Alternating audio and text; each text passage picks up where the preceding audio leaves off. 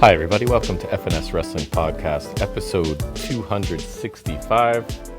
We're back down in the basement to talk about another week of professional wrestling. It's me and my co-host and teenage son, Jack, over there. That's you? It is. It is you.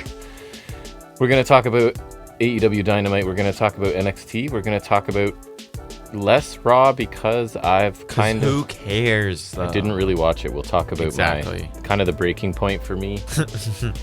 For main roster WWE. Just in general. We'll do some trivia. We'll do some news and rumors. We'll banter. Everything's timestamped, so if you want to jump ahead to anything, feel free. It's late Friday night. We'll put this out tomorrow on whatever day that is, August 16th. I'm looking to get this recorded and get down. Apparently, Mike has switched around his garage. So he's the soft opening. So it'll be... He called it the soft opening is tonight. I think he's reversing everything. So, the TV was on the one side, all the seating's on the other. I was going to say no, but I do. Yeah. I think he's flipping it the other direction. He For ran it by reasons me. Unknown. I think it makes sense. I think we'll end up liking it better. So I've been told to get down there and check it out for the soft opening and throw some darts. We're hoping to get this talked about. It might be a bit quicker because I didn't really watch Raw. But you just got back from a lengthy trip to a mall and other. Big old mall. Big mall. Very big mall. Out by Canada's Wonderland. Well, part of it was because, my friend, her tire, there was some issue with the tire, something on it. Oh, really? Burst or whatever. So, yeah, they had to get it replaced. So that's what took so long. We didn't wait around for it. We ended up just meeting them in the mall after. Oh, nice. But, then her dad and her brother had to come. It was an ordeal. Yeah, it was an ordeal. I just watched the Impractical Jokers where he's trying to get them to say rigmarole. There's a whole rigmarole. Got a ball bag it. Got a ball bag it. Yeah. So, I don't know if There are definitely some things from that show that I just use in everyday life. Which people don't know you're referring to it probably. I can't think of it right now. Oh, one of my favorite things that I work in is if you're eating something good, you just call it some crunk ass chow. Nice. Or I don't know what else, but when it comes up, I always use it. Yes, there are certain things that come up and people will have no idea why you're doing it and you'll look weird. And that happens with wrestling stuff too. Oh, good one to say is if you get fired, so you got shit canned. That's right. That's a good That's a Joe one. That is a Joe one. Did we discuss, was it after our last episode you had people over?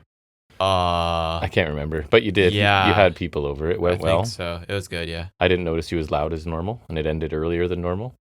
I think you said? I think so, yeah, because it was 11:30 maybe? Yeah, worked out well. I think so. Your brother's been going to different tryouts. He's officially switching basketball teams, which is kind of a big deal. Sure. Had multiple offers, chose one out actually right where you were today, out there by that mall. So that'll change things up a little bit. And it means I'm not coaching. I'm not doing strength and conditioning. I'm not affiliated, which sounds weird, but I'm kind of looking forward to just being a parent. Because I've been coaching him and doing whatever with his team for the last 5 years. So just stepping back and being a parent and getting to enjoy just watching him play and not being on the bench. Not doing anything ever. And I celebrated because I'm cool and old. So I celebrated by buying what? Did you see? Another disc, probably. No, a bleacher cushion. Oh. So that when I'm sitting in hard bleachers all day, you were showing me that. My lower back doesn't just lock up and I'm crippled basically. Yeah, that's why I always try to find the top because at least then you can use the wall. Yes. So this for me, the big thing is I just can't sit on hard surfaces or my lower. I don't notice it while I'm sitting, but then when I go to get up, I'm just locked up. So this has a super thick cushion and a little bit of back support. I care less about the back support and more about the cushioning. Midlife troubles. It's a really, really exciting life I lead. So yeah, of course. Yeah. And what did we do last night? We went out for some late night Caribbean after your brother's tryout. It was pretty good. It was open late, so we were limited in options, but it was pretty good. Got some jerk chicken. I liked your mom's curry, actually. She had some curry. I had jerk chicken poutine, which was a pretty odd combination. I tried KFC poutine today. How was it? It was fine, but it's just weird because it's just the gravy they use, so it's not like poutine gravy. The KFC was actually open, like chicken gravy. Like the one here? No, because it's never open. It was the one in Vaughan. Because I got a two-piece chicken, I got macaroni salad. Yeah. Which is the half the reason I go there is for their macaroni salad. That's funny. It's the best. Who cares about their chicken or anything? It's just the macaroni salad. Nice. Well, actually, because I got that food there, I got two-piece, I got macaroni salad, and I tried the poutine because why not? And it was fine. It's just weird because it's chicken gravy. Chicken gravy. Yeah. Yeah. Different. That's what it was at the Caribbean place too. But it's just weird. The jerk was hot. Your brother found it very hot. And then later on, before we left, I got a large macaroni salad. So there's macaroni salad in the fridge right I'm going to now. eat it all tonight. No, It's I'm just mine, kidding. actually. When I get back from shooting darts. I could actually take it to work just because it's like cold and when it's a microwave. Yeah, it's good. You're right. Yeah. All right, so if I do want to get down to the garage to throw some darts, we should get talking about some wrestling. And the first place we do that is in our first segment that we call News and Rumors.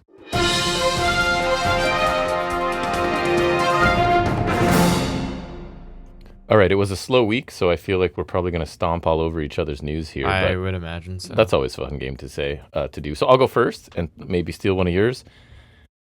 Karrion Kross has sort of been talking about doing the circuit, talking about his contract status and whatnot. And I don't know if you heard the details of it, but he's saying he was offered a contract kind of last minute. He wanted more information on where their valuation came from, meaning they offered him X amount and he wanted to know where that amount came from. I saw him talking about how they offer deals depending on how they view you. Yeah. Right. Like some people like McIntyre, they're offering a deal months ahead and they're giving you time to like re-sign over. Sports do that too. I heard that it was like he got a contract and they revoked it within like a day. So he's saying he asked for reasons as to why that valuation was made and he didn't get anything answered, so he refused to sign. And he added that Scarlett wasn't even offered a contract. That they basically said, we're going to take... That's a little misleading. They said, we'll take care of her after we take care of you, sort of thing. Like they weren't going to negotiate as a package deal. It was him first, then her. I heard that Triple H also cut off communication too. Like there was some middleman for a while. Point man, I think. They're not interested. They know what they have with him, and people are thinking this is a work. I would just like to say, I really don't think to so. what end? I agree with that, but at the same time, it's like this is what they get for doing the Rollins thing, and the Truth thing, which wasn't a work but felt like one to some people. So now everyone feels like they can this is what they get for doing these works all the time or work shoots or whatever. Is that like people are gonna start thinking that everything's a work and like you can't trust them. I've seen like Backstage morale's down because of the Rollins thing, because like they lied to so many people, right? And it's like so very few people knew about the Rollins thing, and so it's clearly like they can lie to people whenever they want, which obviously they can, but it's like that's to a new end, right? So now it's like I don't know, what aren't they willing to lie about? I just don't know what the end game to doing this with Kross would be. No, I agree, and I don't think it's a work either. I don't, but is there like a 5% chance? Sure, like.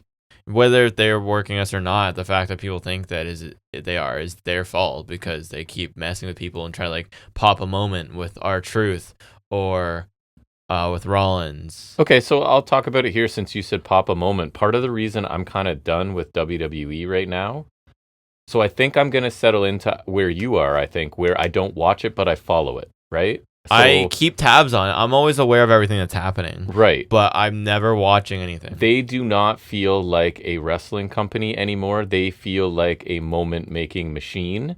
And I think that coincides with TKO taking over and finally getting their footing and getting their influence. I forget who said it, but with regards to the Lesnar thing, was like that they've always been like the bad guys and they're not like... Yeah, they don't care. Morally. And I think it's enough time is settled with the Triple H regime where we can say like, okay, the morals haven't really changed and things are bottom line is money and exposure. His honeymoon period's long over. Things are better creatively, but not a lot of things are the same. Yes, and I don't hold Netflix as responsible because I think they want the whole product to be good, right? They want people to tune in and watch Raw and whatever, so they want the product to be good, whereas I think TKO is just like... popping moments for the views. Right. We need it to go viral and transcend wrestling and get into mainstream, and whether you follow up on it or you tell the middle of a story or not, we don't care. I definitely don't blame Netflix for this because, one, the pay-per-views they only benefit from internationally. Right. But like with... in the US they're not benefiting from like the Lesnar being on a PLE. Two, he's going to be on SmackDown because that's where Cena is. That doesn't benefit Netflix other than internationally. But if we're talking US, where that's where most of the money is, they're not like SmackDown's still on USA or wherever it is, right? So I definitely don't think it's them because a better overall product would benefit them in terms of viewerships and subscriptions. And the only thing that TKO cares about, it's not the product, it's the moments. Yeah. Are you the engagement on correct those in that? So it's things like the Saudi stuff, the Lesnar coming back, even the work shoot with Rollins, the sort of leaning into political stuff with Triple H and the president appearing on their programming now. And just like the celebrities that kind of suck. The ads, the celebrities, the constant ads, and it's just not that. And the in-ring product doesn't make up for that. It's right? Just like it's like Raw this week. There was one non-screwy finish. It's an overwhelming abundance of aspects I don't like, and then you're not getting your return on investment in terms of the product. Like the matches are not the storytelling and the in-ring. If AEW were doing these practices, I still wouldn't like it, but at least the return on investment is like the matches are still great. Yes, and it's like, okay, I guess I'll still watch it. And WWE does tell the odd really good story, but I would say right now they're in a lull, and it's kind of like they're not worried about telling stories. Again, it's moment to moment. And like look at the things they dropped the ball with. Like Cena's heel turn sucked. New Day's heel turn sucked. R-Truth coming back. R-Truth is already back to being what he said he didn't want to be. Hey, we brought back Rusev. Big deal. Rusev dropped the ball. Aleister Black dropped the ball. Andrade and Phoenix are doing nothing. Penta's starting to lose his steam already. Yep. The Bloodline story. So, like I saw Solo saying that they're in the third inning now. Triple H said that 2 years ago when Cody Rhodes lost. Right. Stop. Yeah, so that's kind of I knew it was gonna come up somewhere. That is kind of why I'm a little bit out. It's weird, and I think I needed to not watch Raw once to break that threshold. It's like when people are undefeated, and you need to break that threshold once for it to start happening. So what I did right away was I watched like the official WWE highlights, and then I didn't feel the need to watch it, and then I went and read. So I just it's WWE literally telling you what matters on that 2-hour show. Here's the 5 things that we're gonna mention. Yeah, it's just like it's a product I've not been that interested in for a long time. Mm-hmm. Like even when pre-pandemic or early pandemic, I would still we'd watch all the PLEs, and I would sometimes watch Raw, and then I think after pandemic I really stopped watching Raw. But again, I've always kept tabs on it. And that's where I'll settle into. I think I'll still be able to talk about main issues, and if I hear, because I listen to other people talk about it, and if I hear matches are fantastic, I can check it out. I think having AEW really helps too, because like having that alternative is obviously everything. But like I think NXT really primed me for something like AEW, like because NXT was great. Even when we watch main roster, sometimes we always watch NXT until they ruined it. It's bugging me lately too. Well, they'll get you out of NXT at some point. They're gonna ice you out eventually. I'm starting to develop a theory that it's like the juvenilization, to make up a word, for the CW crowd, because that's like the young crowd, and I feel like we're getting a lot more immature stuff happening. Back to 2.0. So keep that in mind when I talk about NXT, and just think about, that sounds could go back juvenile. To like 2.0-ish, because that would be very friendly to this network. There have been a couple 4-minute matches every week so far. That was a dark era. That was a dark era. That combined with we're sneaking in Evolve people, LFG people, TNA people is still irritating to me. It's getting bad, but like Black and Prime NXT definitely, and like I think your general taste as well primed me for something like AEW, and then I've just been turned off from main roster ever since. Like even when main roster is like good, I still don't really like it that much. I know. Even at its best, it's like I just don't like it that much. It's just it's not for us, right? It's too much pomp and circumstance for like stuff that's I can see done better elsewhere, and it's just not there. I agree. But yeah, and then they're underhanded tactics and whatever, and it's like, and it's just little things. Even like they'll say AEW is not competition, but then they're like counter programming every show they get. Over themselves. They're trying to like do everything in their power to like get rid of their chances of having AEW getting another TV deal, because they want TNA's second so they can control it.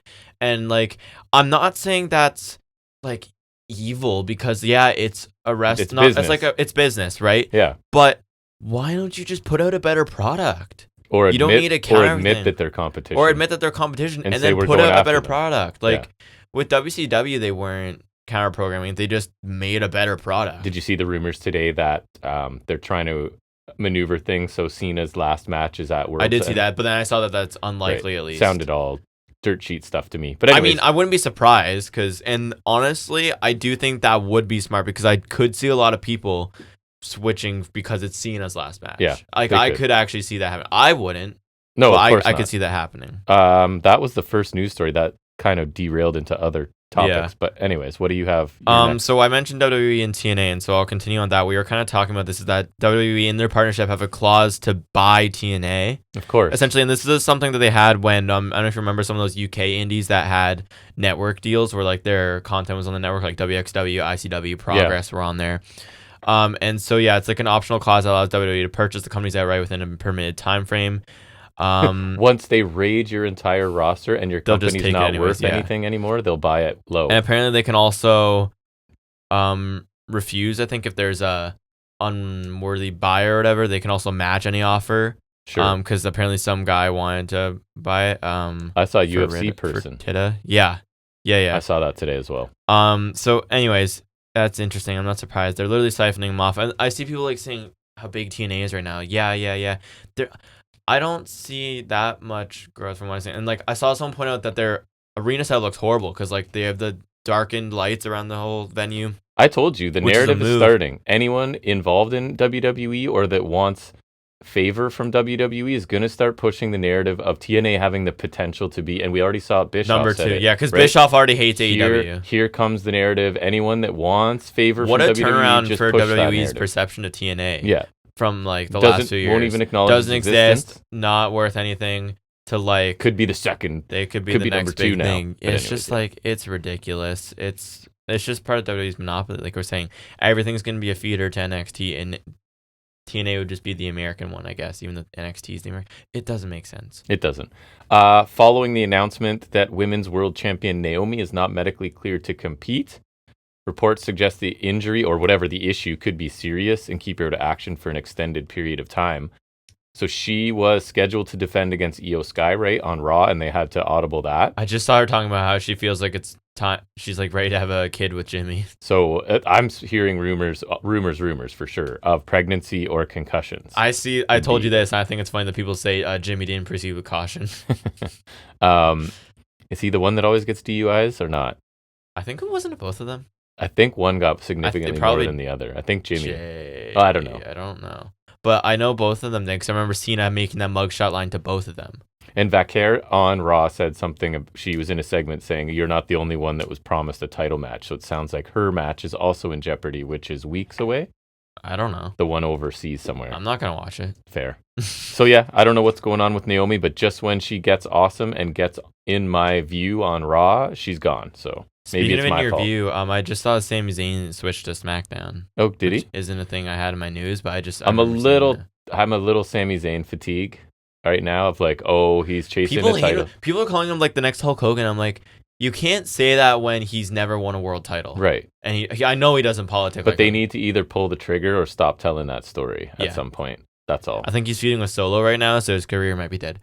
What do you have? I got 3 more if you don't steal them. I was talking about this with you the other day that because the Collision was taped, I think. So there's already results. You're taking one of mine. That Ace Austin is debuted for AEW and he's been signed to. He lost to Ricochet on Collision, which I low-key might watch that. I also saw Blake Christian was on Collision, so I might watch that as well. But I really like Ace Austin. I think he's cool. I really like watching him in ring. He's not the best character or talker. I think he should be heel though, because I feel like him as a babyface isn't as interesting. Because I like the whole Ace thing with like the card. And, I just don't know how much room they have. Again, we say the same thing, right? It's a pretty bloated roster. So they made a lot of good signings this year, but none of them have been former WWE people, so people can shut up about that. Yeah, I guess, which I prefer. But yeah, like I think he's kind of cool, and he's one of those TNA guys with a lot of upside. I think. I agree. Like he's one I think the NXT should have taken. And he'll just fresh matchups, right? You're giving me a guy who I like to watch in the ring against new people. I'm cool with that. Yeah, I think that sounds really cool. I was saying to you, if he gets well, hopefully he does, that I'd love to see Chris Bay come in and get ABC as a team. Yeah, they were awesome. That'd be great. I really enjoyed them. I think that would probably help them ensure a spot on the roster, and it benefits the tag division. Yep. Speaking of people signing things, there's my nice segue. Kota Ibushi signed a 2-year extension with AEW, and before I would have been like, but he has looked so much better in the last couple matches we've seen him in. So, and that's good. He will come up on Dynamite, right? I'm sure it's Omega probably would want that too, because Omega is obviously EVP and they're best friends. So I hope they find ways to use him, because if he's firing on all the cylinders, he's pretty awesome to watch. Yeah. Speaking of people signing new things with AEW, Hook. Oh, he re-upped, as they say? Yeah. Okay. I mean, so did Daddy Magic. Great. Hooray. I remember seeing as well, speaking of people I don't really want to see back, that Wardlow may be back soon. Yeah, I don't. Even Hook, Hook, I really couldn't carry the weight. I prefer the current ops. The Yeah, me too. The thing is, with Hook, I'm kind of indifferent. With Wardlow, I don't want to see him back. See, I think Hook would be a great candidate for like NXT or something, or Ring of Honor. They can have him. Yeah. I don't want him. But anyways, the last thing I have... I still think WWE should take Wardlow. Is... because then you don't have to see him. Something we've been calling for forever. In fact, I think I'm on record on some episode on this show saying that if I could take one person from WWE and put them in AEW, it would have been Shayna Baszler. Yeah. And in an interview, she is not ruling out a move to AEW just because her style would fit better.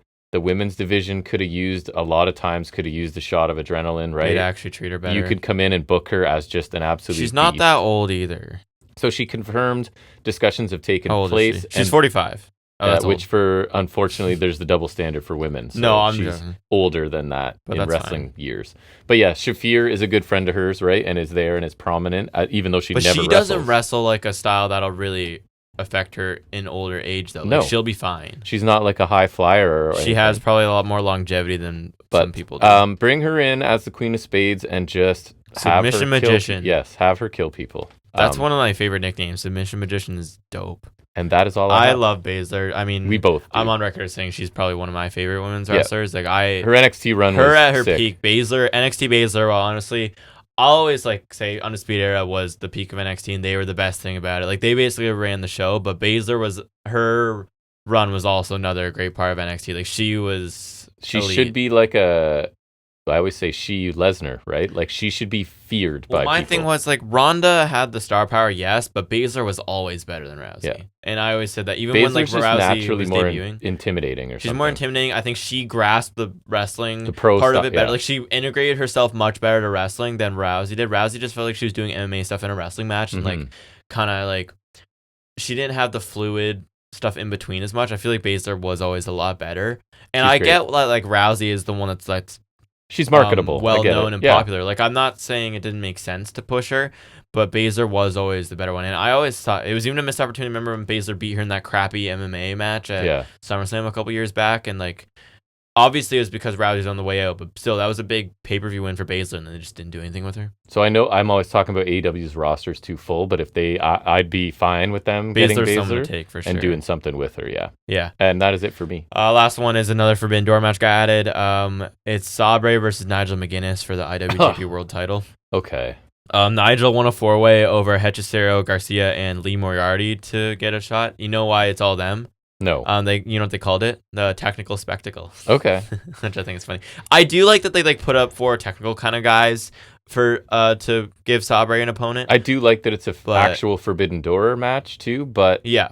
Why Nigel? I agree. I honestly like it's rare I would say this. I would have picked Garcia. Oof. I don't know about that. I get what you're saying. Garcia's they're good. Clearly and going like who's a better technician. Yeah, and I think he makes the most sense. Either that or Hechicero. It depends on Sabre's alignment. I think he's a face. So maybe you go Hechicero. But honestly, I would have put Garcia because I'd be down to see a Garcia Sabre match where there's not a lot of time for a story, so I don't have to pretend like I care about Garcia. I just don't. I'm kind of done with Garcia. I agree, but I don't mind seeing him in matches sometimes because I think he's still like he's a good wrestler. Mm-hmm. I don't think Nigel's bad. It's just like. I mean, I haven't seen enough of him to think he's not that technical. Bad. I just don't really want to see him. I just don't really care, yeah. Yeah. All right. I guess that wraps up the news. We'll get into our most in-depth review every week, and that is taking a look at this past Wednesday night's episode of AEW Dynamite.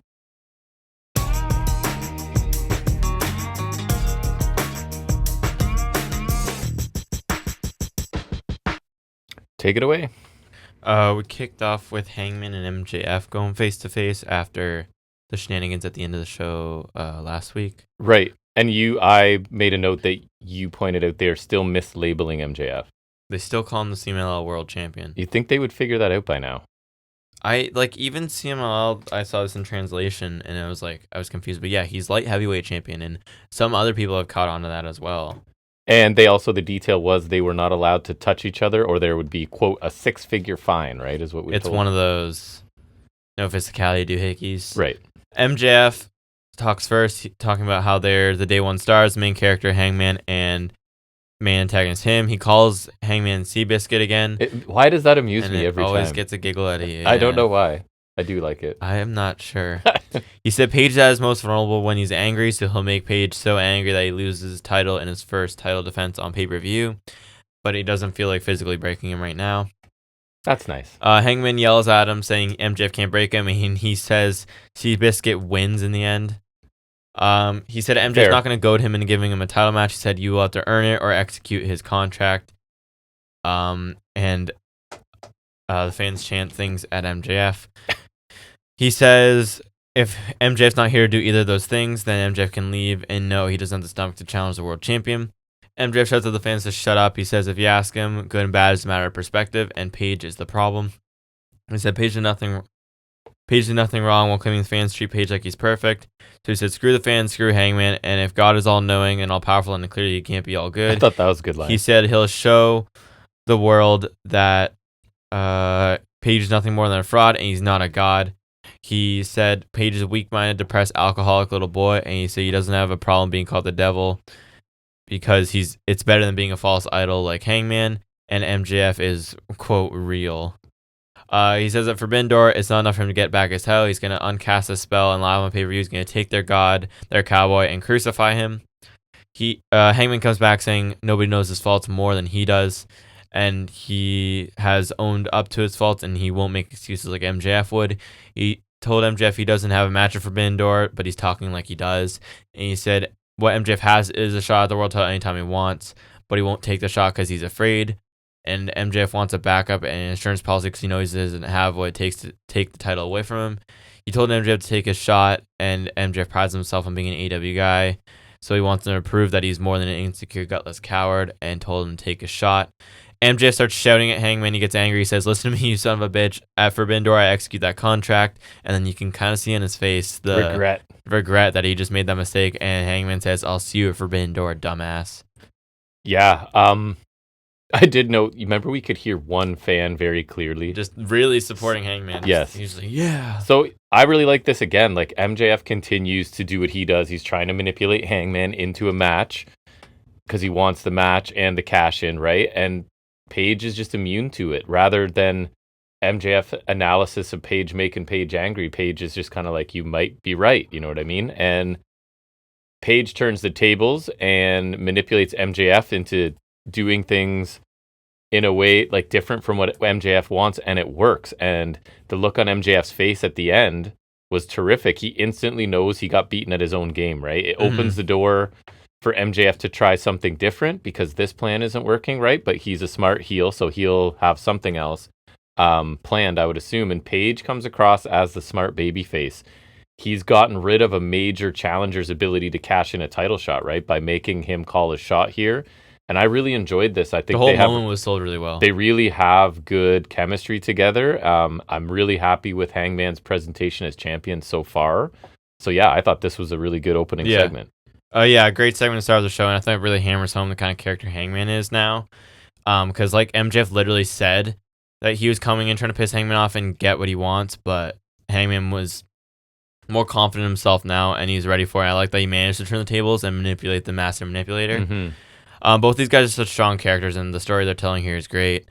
And their match should be great. Like, they already had a great match this year, which I low-key forgot about just because, like, we've had so much other stuff happen this year. Like, MJF immediately pivoted in the Hurt Syndicate thing. Then we had Hangman on his world title crusade. So it's crazy that match only happened in, like, March. I know. But Hangman gets a better MJF, and now we have a sweet match. And it also means Hangman no longer has that MJF with the contract looming over him. And I like that. But MJF sold the moment perfectly. Like, he really did F up. And the crowd chanting that, I thought made it better. Like, just egging on him a bit. And I think Hangman looks really great for not only being not a dumb babyface, but being a smart one. Mm-hmm. And I like this. He's like a fighting champion. He's not ducking MJF. No. But he's outmaneuvering his attempts at trickery. And I don't like the announced cash-in stuff. Like, I think it's weird that Athena did it as well. But this one really works because it actually makes sense. Is AEW really trying to distance themselves from it just being a Money in the Bank? I think so. And honestly, its intent has to be, right? Because it's two heels win. And heels are always the candidate that, like, threaten to cash in a million times. Yeah. And both of them are calling their shot. So I feel like they're trying to not have it be the same. Yeah, I like that. Which is fine, yeah. And I really like it here because at least there's a reason for him doing it other than just being like a valiant babyface who wants to be noble and honorable. Although I guess technically he's only said it here, so they're saying his words are a binding That is true, contract, but I mean, it's nitpicky, but I did think about that too, but it's like now it's like everyone's watched him say he's gonna do it, so it's like you gotta do it. We can't take each other at our word, you know? Yeah, but no, I really like this. Me too. The match should be great. I'm a little surprised that because I thought we'd work our way with the triple threat and then maybe go this route, but I'm not mad at this happening. No, now. me either. That doesn't matter. It is less of a Forbidden Door show though, for sure. You look at the matches that we're getting, and it's just like it's a lot of AEW stuff, which is fine because that's what I care about. Me too. But just in the principle of it being Forbidden Door, I'm fine with it. Like 2/3 not, 1/3 sprinkled in. Yeah, it still especially as we've talked about a lot, like and New Japan not being super exciting to us. I'm a little bothered that there's no Tsuji or anything though. Yeah. That was like what I was hoping for. But, Tsuji and maybe Takagi. Yeah. At least we're getting Saber, which is good. Because he's like their champion. And Hiromu. Yeah. But other than them, like, we're getting Ishii. No, we're not getting Ishii. We're getting Tanahashi. Yeah. The ghost of Tanahashi. Anyways, speaking of which, we'll get there because it's Moxley. I think. Tanahashi minus his kneecaps. Yeah. We get John Moxley taking on Kevin Knight, which is fallout from last week with Moxley and Speedball. Right. So another interesting match for Moxley, which I like because like this is not something I thought I would see. So I like Moxley. And he needs to gather momentum, right? So he needs to gather momentum, and like it just kind of diversifies his wrestling portfolio, so to speak. In the wake of him losing the title. And it's fresh matchups. It's like, hey, Kevin Knight against anyone, kind of good right now. It's interesting. Knight jumps up to the apron and then jumps off to hit a drop kick to Moxley on the floor. That's kind of cool. Like just standing vertical because his vertical is crazy. Insane. Knight runs from the entrance ramp, jumps at Mox, but Mox sidesteps it and sends him into the barricade. Forearm shots from Knight. Then Mox bites his arm. Drop kick from Knight. Body slam and that standing UFO splash from Knight for 2. Big superplex from Knight for 2. He jumps over a clothesline from Mox. Super kick and a sky high for 2. Mox gets his knees up on the UFO splash. Submits Knight in like a reverse triangle where he has him like in a front face lock looking kind of thing. It was interesting looking. I really liked it. I thought it was cool. I thought the finish was cool. And so Knight submits obviously. Death Rider's attack after the bell. Yuta hit the hammer and anvil elbows that he learned from Danielson, which commentary made a point. Right. Darby seems like kids. He comes with a skateboard and body bag. He fights them off, and then Claudio attacks him from behind, puts him in the body bag, throws him around, drops him with a UFO spin. Ospreay comes back, takes the Claudio, hidden blade to Yuta, and he says he's going to snap Mox's neck. And if Mox doesn't want to fight Darby at Forbidden Door, that's fine. He challenges them, Death Riders and Peeps, to a lights out steel cage match. So it's like a big multi-man. It's like I'm not, but like Lethal Lockdown. Right. Yeah. So I like the match. I thought it was a good opener. Moxley needs the rehab win. Again, fresh opponent. Contrast the styles. Mox is kind of trying to grind Knight down methodically. Knight's looking for opportunities like pick up the pace and run around. Results never in doubt, but I thought it was an entertaining match. And then the post-match shenanigans allows for Darby to make another silent appearance, but then he speaks near the end of it. Wasn't concerned. No, Darby didn't speak. He didn't. Oh, that's right. Ospreay. He wasn't. This is the first time we heard his theme, though. Not concerned about being outnumbered. The crowd loves Yuta being taken out every week. I guess they were getting to the multi-man match, but I would have liked the coffin drop to have been successful with the Death Riders again sort of not doing a lot to help Yuta. Yeah. I was hoping for a long-term story more so like of a Yuta Claudio return, I guess. Right. And I guess we would and the visual of a guy getting thrown around in a body bag is pretty amusing as well. Like pretty, especially because it's Darby. When he gets ragdolled around, it's always pretty funny. And the surprise return of Ospreay, who I wasn't really expecting back. I mean, yeah, Forbidden Door makes sense. He has to come back for that, I guess. So good to have him back. I figured he would be back before Forbidden Door. I just forgot how soon Forbidden Door was. Yep. Like the match, all the other aftermath made sense. Yeah, it was a solid opener. Another interesting clash of styles from Moxley, and again, enjoyable. I thought I'd like the Speedball one a little better, I think. Me too. Because I think I just generally prefer Speedball a little more than Knight. But Knight's also really cool still. So I thought he looked great, and he got a lot of offense in. Mox won, of course. Never in doubt. Nope. And it was also his hometown. But Knight got a good showing, so it's okay. The post-match stuff was good. Nice to see Claudio and Ospreay back. The cage match thing could be pretty nuts, but then I got a little disappointed because I did get spoiled on the fact that Tanahashi is in, so that makes me slightly less excited automatically. Fair. Then we move to a trios match for no money. Mm-hmm. No money, but yes, Monet. FTR Copeland package. Yeah, that I didn't note. No funny Stokely bit this week. Actually, he was in the match. Yeah. That was funny still. Yeah. Never mind. Just no promo. It's Monet, Tekla, and Sky Blue, 2/3 of the triangle to form a parallelogram of madness. That's right. They're taking on Windsor, Amanada, and Nightingale. And Athena and Storm are watching from They're up in the crowd. They're up in the separate balconies. areas, obviously. That will change later. They cannot coexist. Julia Hart is there, too. She distracts Windsor, which that allows Monet to hit a code breaker. Windsor headbutts Monet, then hits a Blue Thunder Bomb to Sky Blue, which I think is the second time we've seen a Blue Thunder Bomb to Blue, because Windsor won that 4-way to get the TBS title shot, right? So this is the second time we've seen a Blue Thunder Bomb to Blue. Makes sense. Thunder Bomb. I was saying to you, like, we should have said this a while ago, but like, why are we still calling her Sky Blue? Because her name? No. She has to be blue? But it's like... Malachi Black can't wear anything but black? Have you seen him not wear black? I don't know. He wore white, like, maybe a couple times, but like... Fire him. Malachi White. But like, it's just... Well, it's not that it's just blue, but like Sky Blue. So that's like two things related to blue. True. It's like, her name's just blue. It's irony. And it's also like... It feels like such a babyface name that like her doing the dark goth girl shtick, it just really doesn't fit. Like, it's Malachi Black, it's like black, he's playing a dark heel, so at least it does fit his name. And it's like also he's got a regular first name, and it's not like complete title, but like Sky Blue is like her whole thing, and like it's just like, I don't know, it's just weird. That just does not bother me. I just think it's weird. The heels get sandwiched in the corner.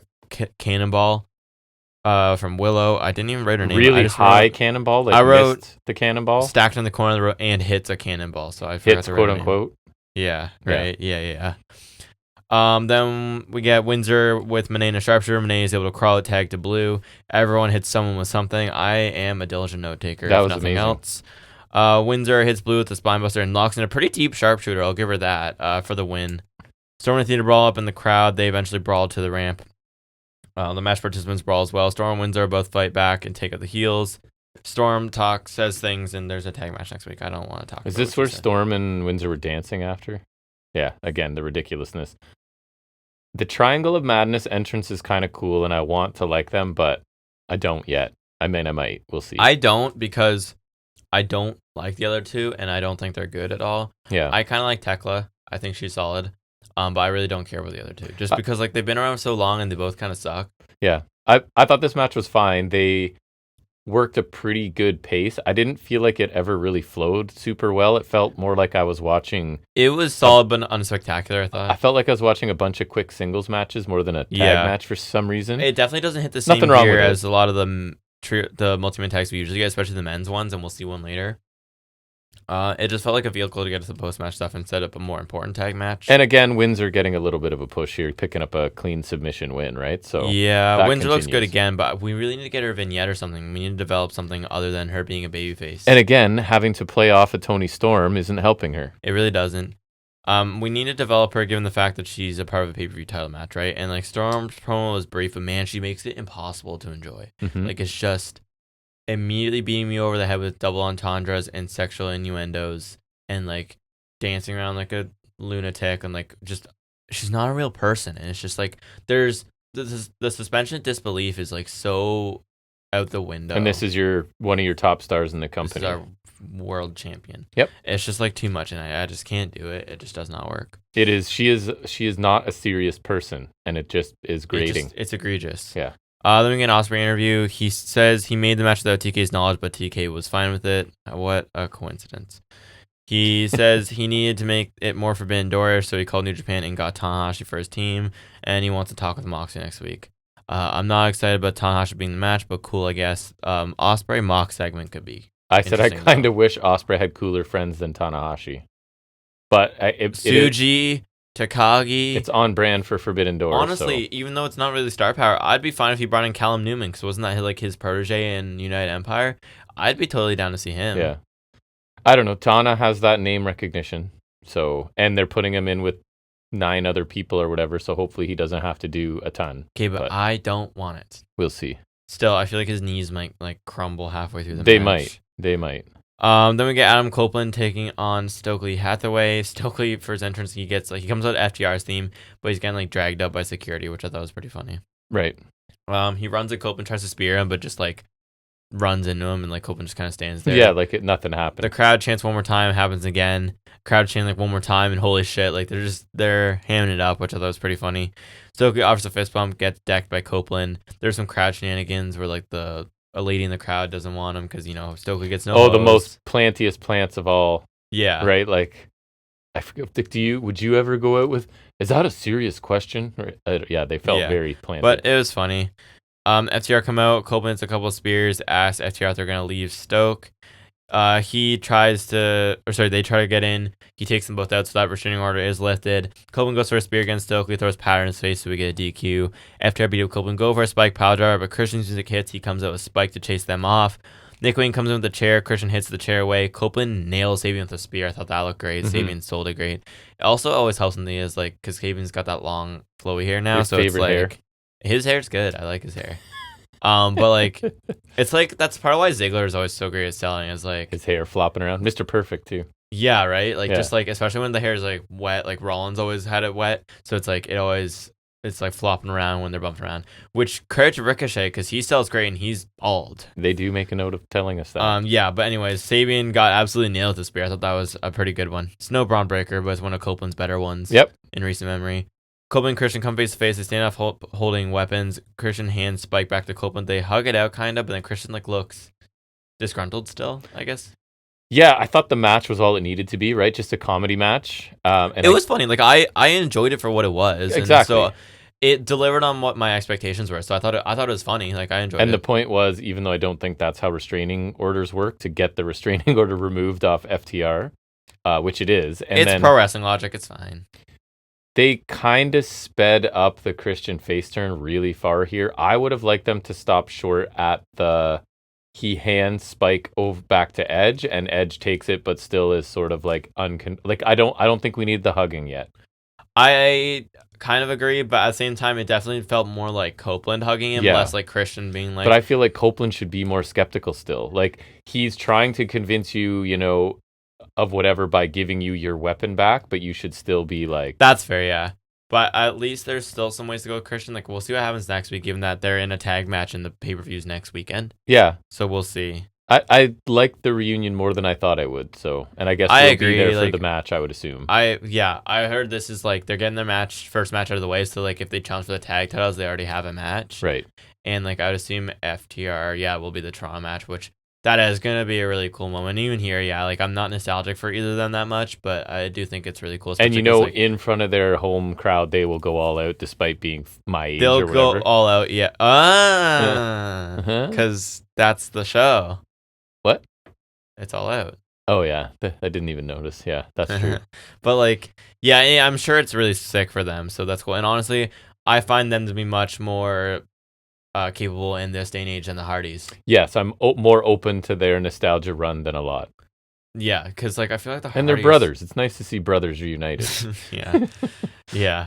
It's just like the Hardys were so extreme now that like they can't do lots of them. They're so slow. No, and I feel Matt like they really lost. Matt lost some mobility. Jeff, I feel like is slower too, and he botched a bunch in AEW. And it's like, but Edge and Christian never relied on that style, like the Hardy style. That doesn't age well. And I feel like their offense isn't as like sticky as the Hardys is. Like not sticky, but like Hardys have a lot of their classic offense, and they're always gonna run out those greatest hits in pretty much every match. Poetry in motion and whisper in the wind and like the leg drop splash thing. They're gonna do the twist of fate swanton side effect, leg drop from the middle rope still somehow. Yeah.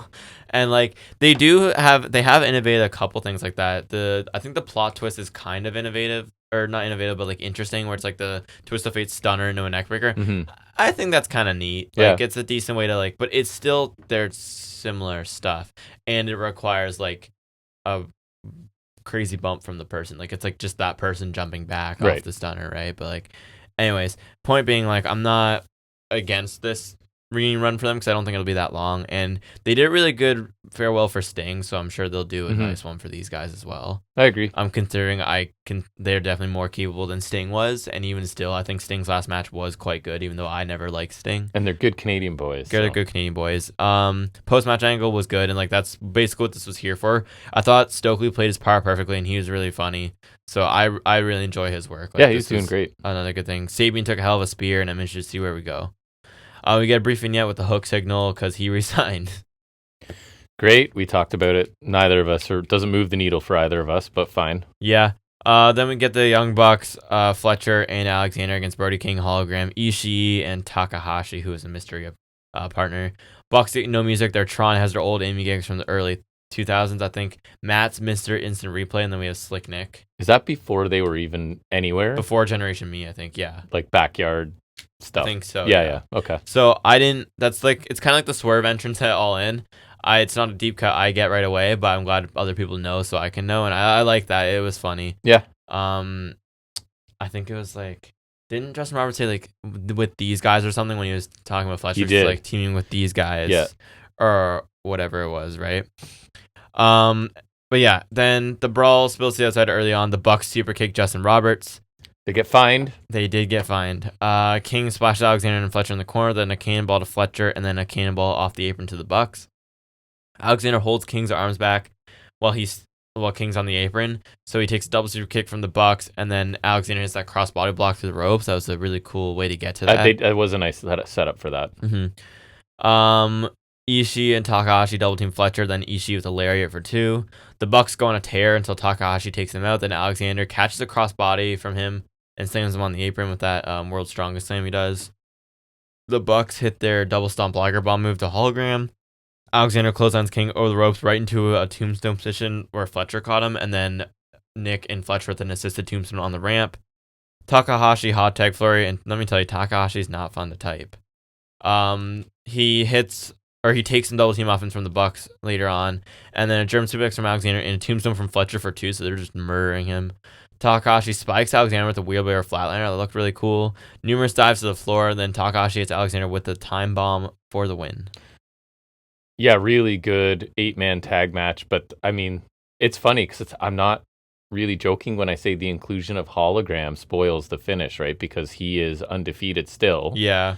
And at one point I was thinking Hologram and Takahashi hadn't done much, but then they got in and showcased a bunch of stuff as well. So I thought the Bucks, Hologram, and Takahashi really stood out in this. Ishii, I haven't seen a lot of Takahashi. Ishii didn't do a ton, which is probably a good idea at this point, right? I know you like Takahashi. I do like Takahashi. I just think he's got kind of a different charisma. Even his moveset's a little bit different.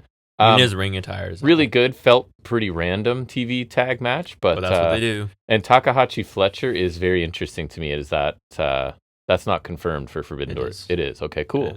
That's a Forbidden Door-ness. Yeah. So.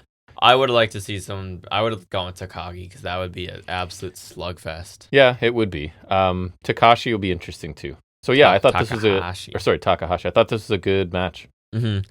As expected, very fun multi-man tag. Everyone got time to shine. Even Ishii's not the most capable anymore. Still, like they kept him a minimum. Like they used him well, I thought. The Bucks showed out again. Like we've been saying this, they just keep a high standard this year. So I'm just really a fan of their work this year. Fletcher and Alexander were killer. I thought King and Hologram were good, but I definitely think it was a good showing for Takahashi and for those who haven't seen much of him. I imagine like most AEW fans are hip to New Japan, but there's probably some people who haven't seen much of him. Like even I haven't, and I watched some New Japan, so I thought this was a good like showing for him. And him versus Fletcher could be really good. Yeah, it's like a primer for him, Forbidden Door, if you haven't seen him before. Then we get Swerve interviewed on the stage again. He has some audio issues for Renee. Yeah, he had some knee issues, I think, right? So Renee's asking if he's medically cleared. Swerve said he's tough and that he'll push through. He's not going to let it stop him from going for the unified title in London. He said he's focused on it. And then Okada comes out. He says with the knee injury, Swerve has no chance. He told him to give up. Swerve asks to his house, so obviously the fans chant response. Okada calls him a bitch. Swerve shoves him. Security break them up. I thought this was fine. It didn't really offer much, although I feel like the only purpose of this is to introduce that knee injury storyline for Swerve, which I love. So we can have know me, I love pre-existing and targeting. We can have the targeting in the match. I feel like that's the only reason this was here, because really, other than that, what new information or feud material does this offer, right? It feels like this story is kind of backburnered for some other ones. They've gone a really simple, straightforward route with which this is one. Fine. Because the match itself and the pedigree of the two guys, I think the enough. match kind of sells itself. So they've kind of gone really simple with this, and I agree. This was just because Okada now has something to target. I think is which I like. Here. Yep. Then we get a Mox interview. He clarifies with Alicia too that Tanahashi. Yeah, that was funny. And he thanks her. We follow Death Riders to go to the Bucks are in the extras room with some goobers. I really appreciated it didn't say jobbers and it said extras, because that exposing the business. I just don't love when they use the insider term. So I like that it was extras. Yes. Yeah. The Mox closes the door and the Death Riders stand guard, so obviously Mox is going to have a talk with them. I guess this alliance isn't over, which I know like you weren't big on, but I actually kind of like it more now, because both Mox and the Bucks, for different reasons, are down on their luck and desperate. Mox needs allies for this match, and the Bucks need help getting back to prominence and something to get them. Well, they just want somebody that doesn't hate them. And they just want someone to like support them and not treat them like crap. And if you're going in a multi-man cage match, Bucks are a pretty strong choice to go. Right, so I think it benefits both of them, and I think both of them kind of being in a downswing makes this alliance a little. It puts it in a different light, and it makes it make more sense. I think. Yeah. Right, like now they both kind of need this alliance. Yep. Right, so I think it works, and I like that. Yeah, I didn't have a problem with it. Then we get Forbidden Door matches confirmed, which is Cope and Christian against Wayne and Sabian, and then the cage match, which is Death Riders, Gabe Kidd, Young Bucks against Ospreay, Tanahashi, Darby, Omega, Ibushi. Mm-hmm. Why Tanahashi? Why not? Name recognition. Because knees. I know, but people know who he is. And they can hide him. We get the Ops and LFI in the main event. It's crazy. Weird main event. Well, I was telling you, this has been a feud on Collision, but I think it's weird that like LFI are after the trios titles and the titles aren't even on the line. A non-title match. So then that's the weird part about it. So then you're like, I assume LFI is winning to or it's an eliminator. Them. Make it an eliminator. Right? So then they're going to win this because it's non-title and they'll get a title shot because no. LFI triple team Shibata, then the triple basement dropkick. A lot of strikes back and forth between Roosh and Shibata. Roosh is like chopping the crap out of Shibata. Really and big Shibata's chops. Like trying to like Bret Hart, cut to Bret Hart, shaking his head. Yeah, Bret Hart, what we should have put in news is like, wrestlers should copy me more. Yeah. Like, okay. As a wrestler, I think it's great that you're the safest guy in the world to work with, but as a person watching, I don't really care if that sounds insensitive. Like, if you want to obviously they don't want you like dropping people on their heads. No, but if you want to make it look more real, go ahead. That's up to you. You're a grown man. Bret is one of the best, but he's not like the definitive best, so it's like, let's not act like he's the one that should be copied at all points. I know. I did like they were saying like wrestling, you're not supposed to like be purposely or like not purposely injuring people, but like recklessly injuring people. And he's like, I guess Goldberg didn't get that memo because Bret He'll take any shot at Goldberg he can. Any shot at Goldberg. I think WCW, Hogan, Bischoff, Gunther now, I guess. Gunther, but like anyone that's like snubbed him is like Bret is bitter. Such a bitter man. He's a bitter man. Very bitter. Bret the bitter man heart. It's actually crazy. I think he started out bitter and he's just gotten like incredibly. He was never the like easygoing happy dude. To be fair to him, there's definitely been some things in his life that have absolutely really been horrible. But it's not like he has no reason to be bitter. He's just a very bitter, very bitter fellow. Yeah. Anyways. Then we get Hobbs, hot tag flurry, spinebuster to Mordos. Bruce breaks the pin like almost right away. Like it was like a 1 count. Bruce is just like nope.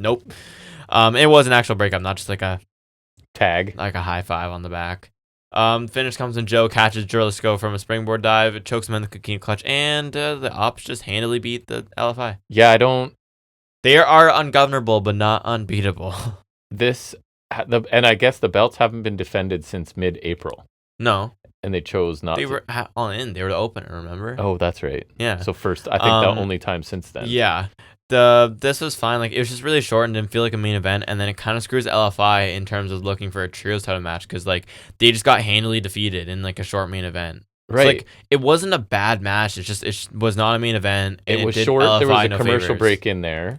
Yeah. It was kind of hard to get into it to me, and I I guess they let us know that Joe is back healthy was the main point of this, which is nice, but this did no favors for LFI. Which sucks. Yeah, it's too bad because I really like them, and this would have been a chance to have them pick up they are known for being rampant cheaters. Have them cheat and win here. I thought you were going to say they're known for being perennial losers. Well, no. Maybe kind of now. But have them cheat and win. And then, I don't know. I don't know what they're doing with these titles, so we'll see, I guess. But yeah. Mm-hmm. Well, the match was fine. Yeah. Definitely not a main event. I agree. Then we get Hangman going to the parking lot. MJF interrupts the interview and beats him down, throws him in the car, bashes his head a bunch, and he says, Hangman ain't seen nothing yet. It's just vicious heel MJF, so that's good. We do need and it's like he waited. We not going to touch during our segment because I'll get fined. But as soon as I get a chance to attack you, I will. And it's like we don't have much time before the pay-per-view, but the feud kind of sells itself because both these guys are so big, and we've got enough history with them. And Insecure, it's been kind of built more than a couple weeks, but still. Insecure MJF lost the battle of words and wit, so now he's just resorting to attacking the guy and trying to kill him in the parking lot. Yeah, which makes sense to me. Overall, it's feeling like a B show to me. The main event was really underwhelming. I really liked the opening segment and the opening match, so that's kind of helped it along. The women's match was fine. Ospreay back is good. The Hathaway Copeland was comic relief was totally fine as well. So a solid show. I didn't love it. And I liked the 8-man was probably my favorite. The 8-man and the opening match were good. So it felt like a B show, a little below a really, really good show, but still I enjoyed it. Yeah, it was solid. Okay. Now we will switch into talking about a little bit of trivia. I'm going to try and keep it timely. We like to call this segment Off the Top of His Head.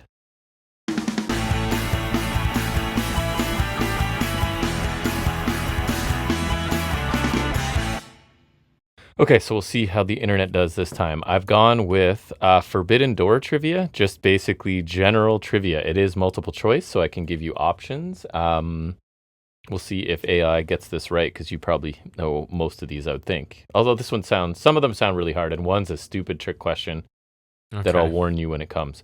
At Forbidden Door in 2022, which match opened the main card? I have options if you'd like. Which match? Yeah, I don't know. Kingston, Wheeler, Yuta, Umino, Jericho. Yes, you're right. It felt like I think that was the first time we saw Umino. Shooter. We liked him. Yeah. Yeah. Who is originally advertised to face Will Ospreay at Forbidden Door 2022 before being replaced? Is this true? They're saying he was replaced with Takahashi. Did that match happen? No, because it was Cassidy. So then I don't know. This question is flawed. The match was Cassidy. So they're saying Pac. Did he get hurt? He always gets hurt. No, Pac was on that show. It was the four-way with him, Black, Miro, and Clark Connors. Remember when Pac won the inaugural? Oh, sorry. They're saying he was supposed to face Takahashi. That was the answer. I just ruined the question. Because he faced Cassidy. So I wonder if that's true. 2023 Forbidden Door featured Danielson Okada.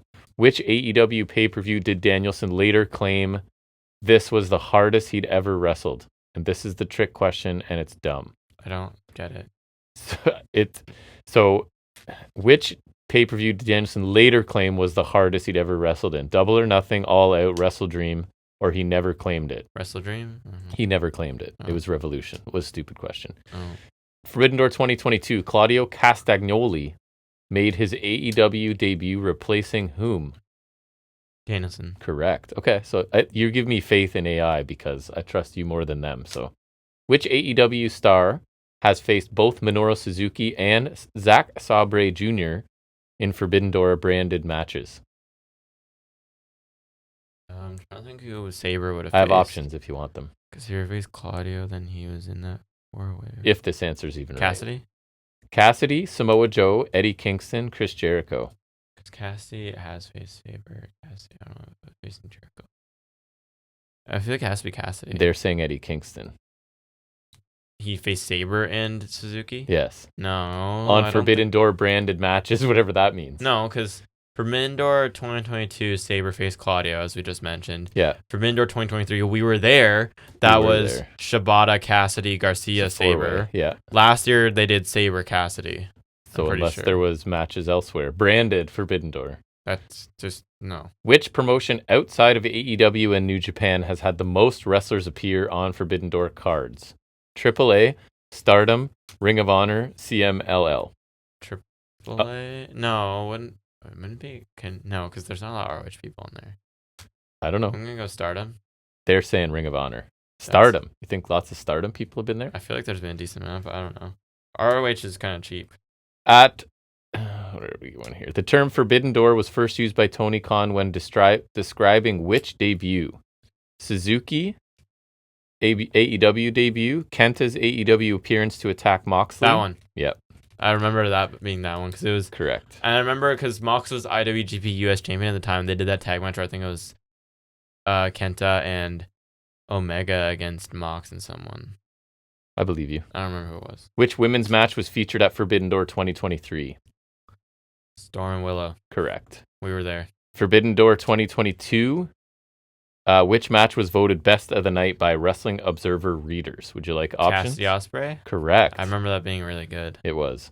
Who was the only wrestler to win matches at both Forbidden Door 2022 and 2023? You want options? Moxley, Pac, Jericho, Sting. Sting, because he doesn't lose. You're right. That's an easy. As soon as his name's there, him. Which Forbidden Door Dream match? The only way it's not true is if Sting wasn't on both shows. Right. Which Forbidden Door Dream match was scrapped due to Kenny Omega's injury recovery in 2022? Omega Ospreay, Omega White, Omega Okada, Omega Naito. I'm going to say Omega Ospreay because White, I know what happened. I feel like Naito too. I don't remember what the last one was. Okada. That's also happened. So I'm going to go with Ospreay because it's the only one that hasn't happened or hadn't happened at They're that point, saying Okada. I think they meant Dream match in AEW. Okay. I guess. If that's even. Honestly, it can't be a dream like it hasn't happened, but I'm just saying, like, based on the logic, I figured. 2023, who won the AEW International Championship match? Cassidy. Correct. Because we were there. Which AEW wrestler defended a New Japan title at Forbidden Door 2022? Pac, defending the All Atlantic. That's not a New Japan title. Moxley, defending the U.S. Championship. I don't think so. Thunder Rosa, defending the AEW Women's Championship. That's also not New Japan. FTR, defending the IWGP Tag Championships. Not true, because they won the titles on that show. But that was the answer. No. I think that was the match where they had the ROH belt. It was them, Cobb and Great O'Khan, and then Roppongi Vice, not RPG Vice yet. Right, different. It was the triple tag because remember they were ROH tag champs because they beat the Briscoes, and this was the match where they won the IWGP belts. AI really needs to put in some time on wrestling knowledge. It's not that difficult. Which match closed Forbidden Door 2023? Okada Danielson. Right. We were not there. The match that we were there. Not the one that it should have been. All right, that was it. So it's tough trivia. I love AI to make trivia, but I would love it if it would make it correctly. It's almost more fun this way, though. I guess a little bit to see what it doesn't know. Except when there's moments where you don't know, and I don't know if AI is right either. And then we have to check. We're stuck in limbo. Like a couple idiots. But anyways, we'll go back into talking about wrestling. It should be a little bit quicker because the Raw stuff will be minimal. It's where we look at NXT and Raw. We call it Highspots and Restholds.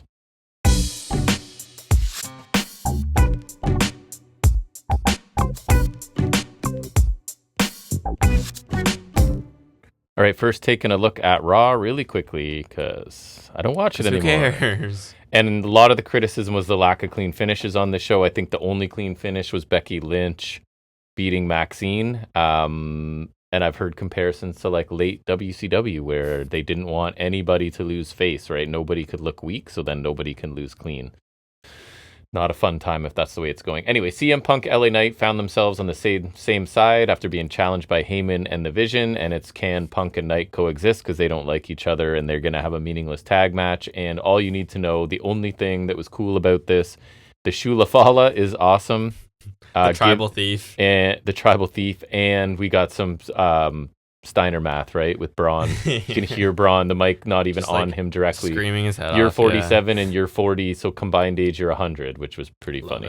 But yeah, the shoe thing is actually giving Reed something because he was kind of like clearly Breaker's the next one and Rollins is the man. And it gives him like an opening for a match with Roman, which is big. And it's funny. It's funny. It is also funny. Dominic Mysterio and El Grande Americano defeated AJ Styles and Dragon Lee. You had El Grande dropping the metal thing that they hide in the masks, and he was going to use it on AJ, but Dominic picked it up and put on a mask and loaded up that mask and hit AJ with it, set up the quick pin for his partner. So I don't know where this story is going, but The El Grandes and Dominic are I'm working very together. confused because don't we have like 3 of them now? Yes. It's very I don't know what's going confusing. on. Sami Zayn defeated Rusev by disqualification just as Sami was ready to hit the haluva kick. The MFTs viciously attacked him for the DQ. Officials try to break things up. Sheamus shows up to brawl with Rusev, forcing the DQ. So we get a DQ there. Roxanne Perez defeated Io Sky. I think this is the match. There was a scary knees up that looked really painful for everybody. Anyways, Raquel Rodriguez steps up onto the apron in the final moments. Asuka and Kairi Sane come down to hold Perez. There was a segment earlier in Raw where you have to put all the Japanese people together. So it was Io basically the Joshis telling the Warriors, I don't really want your help. So they come out and try. Basically, I think the idea is botch the help. So I don't know if Io's angling for a heel turn here, but that's what it sort of feels like. Heel Io is pretty dope, so that's kind of fair. It is true. Kairi Sane came down to hold Perez. Io charges. Perez moves. Io then hesitates and is sort of looking at the Kabuki Warriors, and Roxanne grabs the tights and rolls her up, wins by cheating and interference. So beautiful. More of these fun finishes, I guess. Punk and Knight defeat Breaker and Reed by DQ. I think that was the main event. Looked like Punk and Knight were kind of getting the upper hand. Rollins attacks. That results in a DQ. And so then obviously Jey Uso has to come out with the steel chair to sort of stop the attack. The dust settles. Pierce comes out to declare Rollins will defend the heavyweight title against Punk, Uso, and Knight in a fatal 4-way match as a placeholder so he can retain at Clash in Paris. Clash, and I won't watch it. Uso then worked to break up a fight between Punk and Knight because they don't get along either. The Vision seized the opportunity, took out everybody. So again, it's the Vision standing tall at the end of Raw, which it's fine. That's your main event faction. At least Rollins gets a heel title run for the first time in forever, but it's yes, he did make that title worth something last time, so hopefully he can do that again. Because that title's been kind of lost. I would like the group to be cool. So it's crazy that Gunther wasn't they didn't let Gunther do more with that belt. And in the 2-hour Raw, these are the things that WWE themselves told me we should care about. I think the only thing I didn't include was that Becky beat Maxine, and that was it. Because it's Maxine. NXT, you actually wandered into the room for the last little bit. I did. What did I watch? I don't know.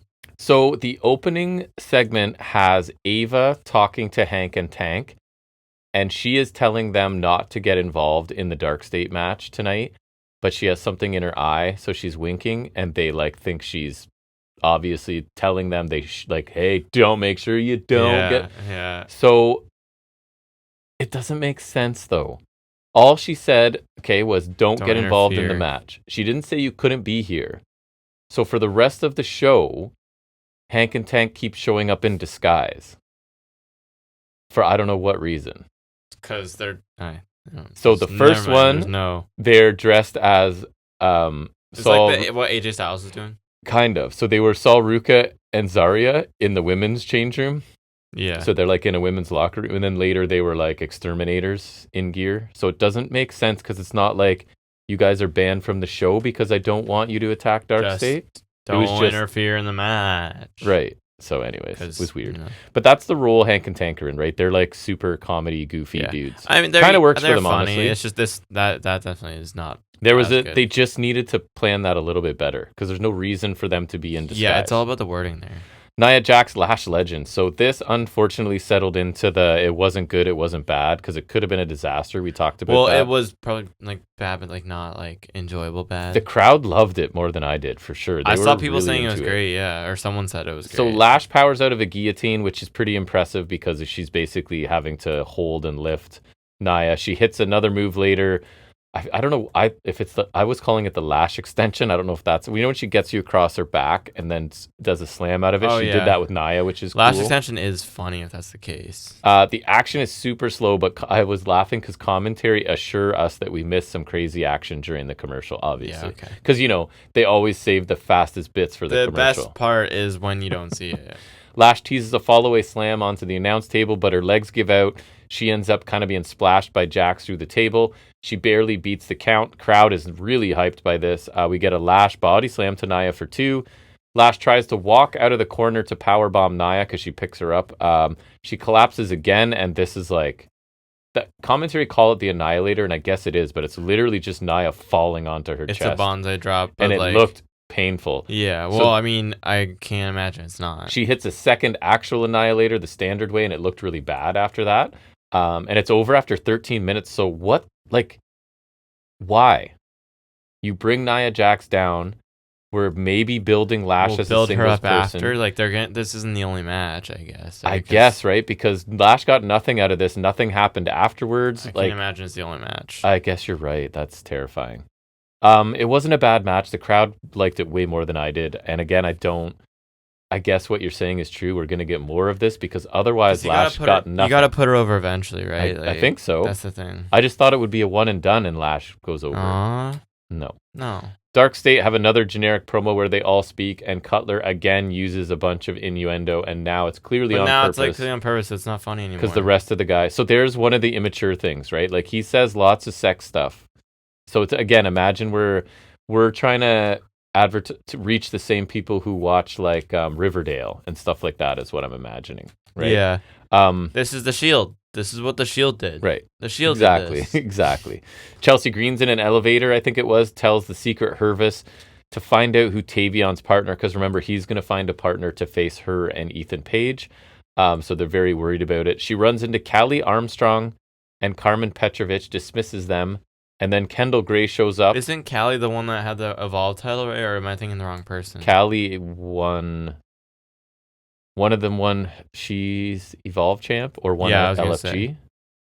I think Tyra May Steele was the. She's Evolve on the show one. Too. She's coming up later. I really shouldn't know this.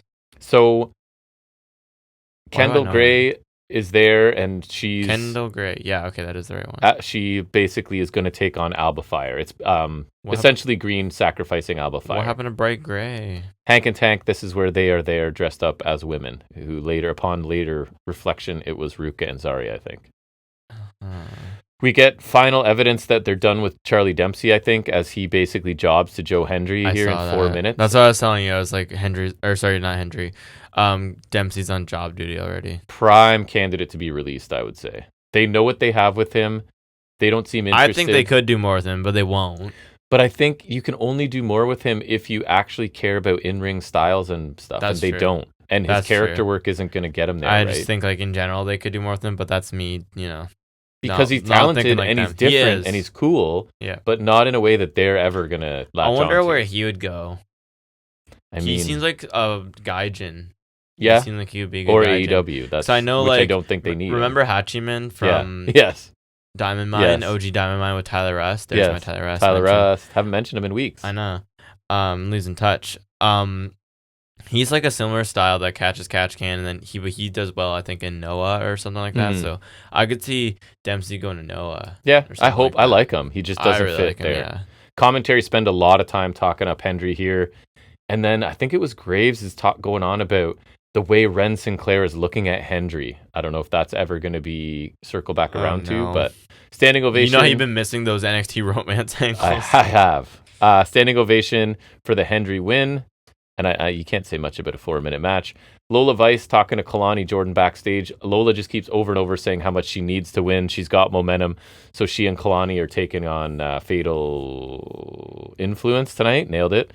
And then Jada walks in and says her money is on Vice and Parker to win. But when it comes to the women's title, Parker is next in line.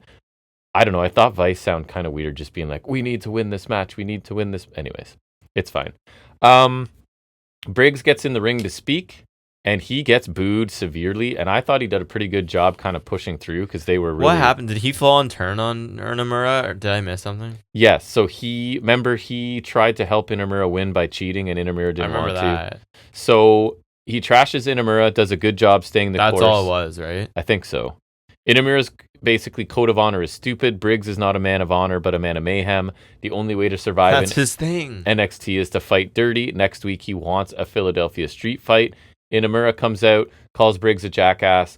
The honor will be in beating Briggs, and he attacks him, and they fight. Inamura dives onto Briggs and a bunch of security to end it.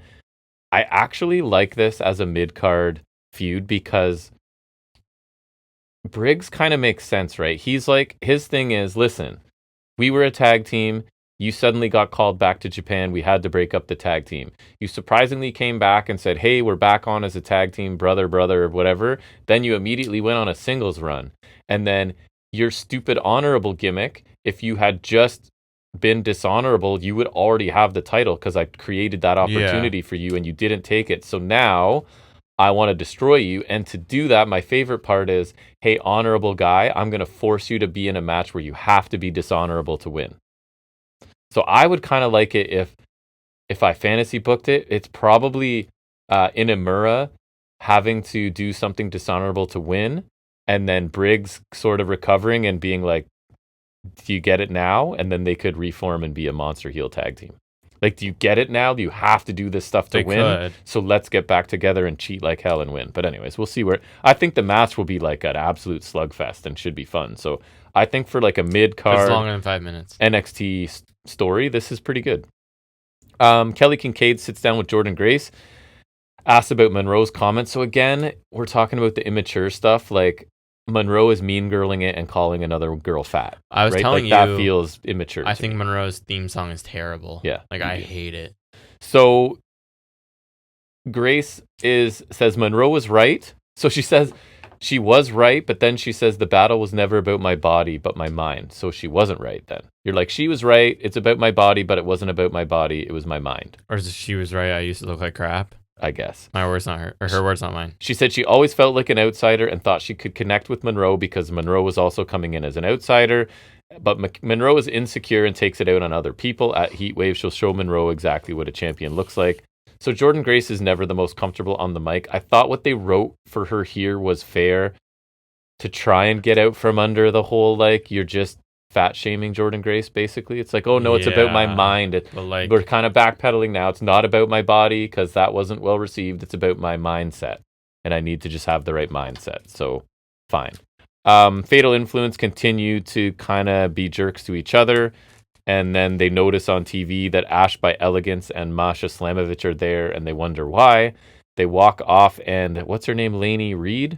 Yes. So it's kind of like she's waiting in the wings and really likes JC Jane. So I feel like you've got to get Fallon Henley out of there, and maybe like this Lainey Reed replaces her, and you go Fallon, JC Jane at some point. And then Fallon needs to either move up or like be released. And I like her, but like, what else do we need from Remember her? They were doing like that 1-2 year thing or whatever they did with NXT? Yeah. It's like that. How we're going to be refreshing people. How consistent that was. Not at all. Obafemi tries to rally his team for the main event, and obviously it's that Trick is not on the same page as the rest of them. I'm not sure if Moose a heel or face right now. Face. The system or faces. Okay, so they're all willing to sort of do what they need to do, and Trick is the odd man out because he's the heel, so I wonder if they can coexist. Brand new idea for wrestling. Yeah, because Moose is fighting, or he's facing Trick. Right. Oh, right. So, yeah. Fatal Influence take on Vice and Kalani Jordan. Fatal Influence use heel tactics to control Lola early on. And then the faces get control, but Jasmine Nix gets involved. Jordan gets flattened by JC Jane as Jordan's chasing Nix around. Pretty nice Vice hot tag, a million kicks and hip attacks. With Booker, my note says, with Booker being gross. So obviously, in some way, he's just sexualizing a woman that's like 3 decades younger than him or whatever. Booker being As Booker. you do. Booker's bookering. We get a nice JC Jane Jordan sequence leading to Nix getting up on the apron again. Vice hits a really nasty looking back fist to Jane.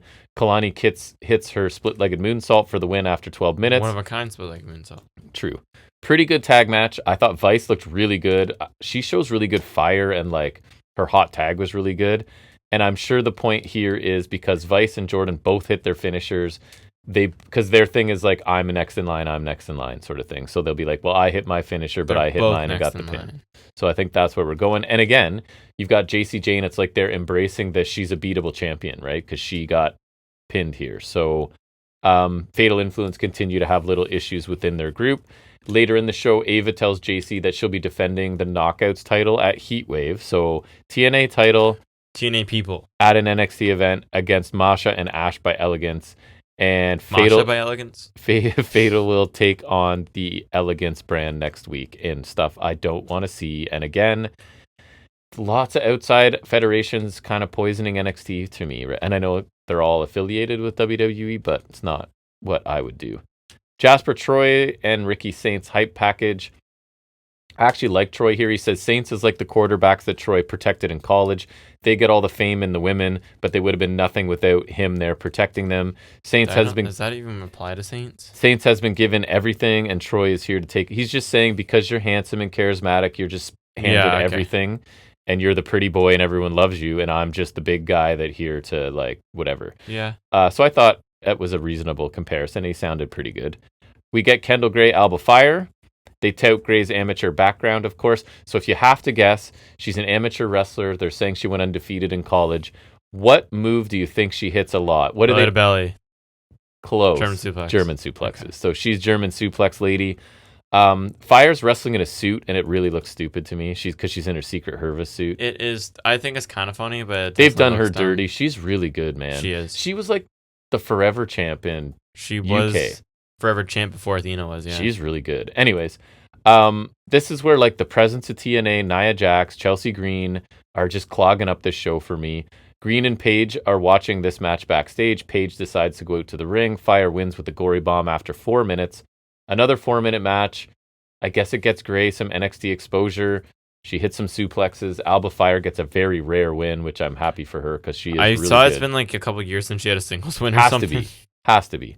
Paige gets on the mic, rips America and Tavion Heights. Heights comes out to reply, and he reveals that Kendall Gray. That's right. No. Kendall Gray was not his pick for a partner. His choice was an Olympic gold medalist, and it's Tyra May Steele.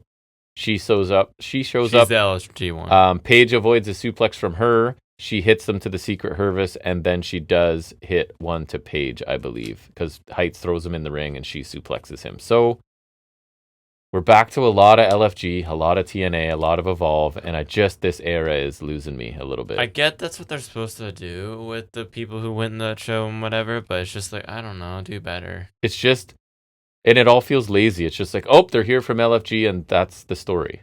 Yeah, because they're not from here. People from LFG, even if they don't win. It's I don't know. It's just not compelling TV to me. I get it's developmental, but you're kind of just mixing the developmentals together at one point. Just separate them, tear them off, and if I don't want to see those people, although where's the guy I like from Evolve? What's his name? Legacy. Yeah, Sean Legacy's cool. Or Jackson Drake. Anyone from Vanity Project.